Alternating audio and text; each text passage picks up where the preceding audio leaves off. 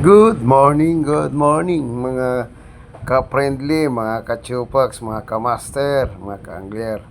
Ito mga ka-chupax, may dala akong shadrack na isang sit-up natin para sa araw na to. Subukan naman natin na mamingwit at mag-fishing. Kung may swerte pa rin tayo mga ka-chupax.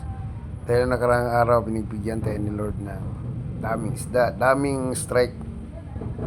Iwan ko lang ngayon mga chupax kung kaya pa sa set natin na to. Dahil medyo hindi kalinawan ang tubig sa ngayon.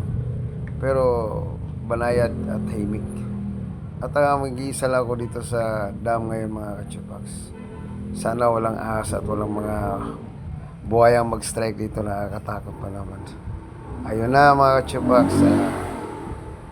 subukan natin, umpisahan na natin.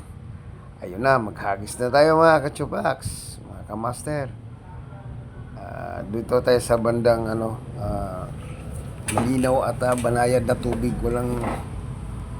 walang ingay dahil medyo malabo doon sa falls sa binagsakan ng tubig. Malay mo nandito lang sila dahil medyo malabo ang tubig ng konti. Ayun, medyo nasa kalayuan ako ng konti. Abang naman itong relo na ito, tatanggal pa. Sandali mga chuks, ayusin ko lang. Dahil importante sa atin itong relo. Dahil para malaman natin kung anong ilang oras na tayo nagkakast. At mauwi na tayo kung medyo natatagalan tayo. Diba mga kachupax? Importante yan. Ayun, hagis na naman. Walang sawang hagis. You know, thank you Lord. Nakahoksit pa rin. Lord, nakahoksit na. Nakapiso na mga kachupax. Yan, klaseng isda to mga kachupax. Hindi ko pa alam mga kachupax. Masyadong pumapalag. Napakatigas i-retrieve. Ayun no. Oh, mapula-pula mga kachupax. Laya mga kachupax. Mangrove jack snapper. Yun no. Ganda ng isda. Napakamahal pa naman ng kilo na to. 350. Dito lang sa dam. Napaka puti ng laman nito. Tilogon to mga kachupax para sa mga may sakit na isda. Ayun mga kachupax, pahinain natin mga kachupax para makuha natin.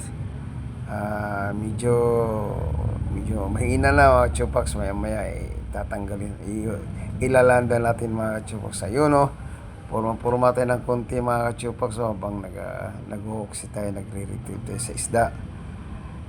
Ayun, ang ganda ng sit-up natin mga chupax. Kaya talaga ilan. Mga nasa kulang almost 1 kilo siguro mga chupax. Sobrang bigat. Thank you Lord. Pinagbigyan na naman tayo ng biyaya ni Lord sa araw na to. Sa araw ng Martes. Ayan na mga chupax. Kumikiwas-kiwas. Napakasariwa.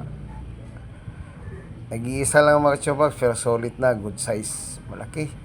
Mga abutin ng subrat kalahati, 3/4 siguro mga chupax. Malaki-laki mga chupax. Ayun no, tingnan nyo maigi mga chupax, di ba? Sobrang pulang-pula yan kayo ng mga chupax. Medyo nagbabago na yung ano niya. Hindi na siya nakababad sa tubig, pero napakasariwat, dito lang sa spot natin mga chupax. Kung saan? Dito lang naman sa Ribi Dam mga chupax. Malalim tong ilog na to mga chupax.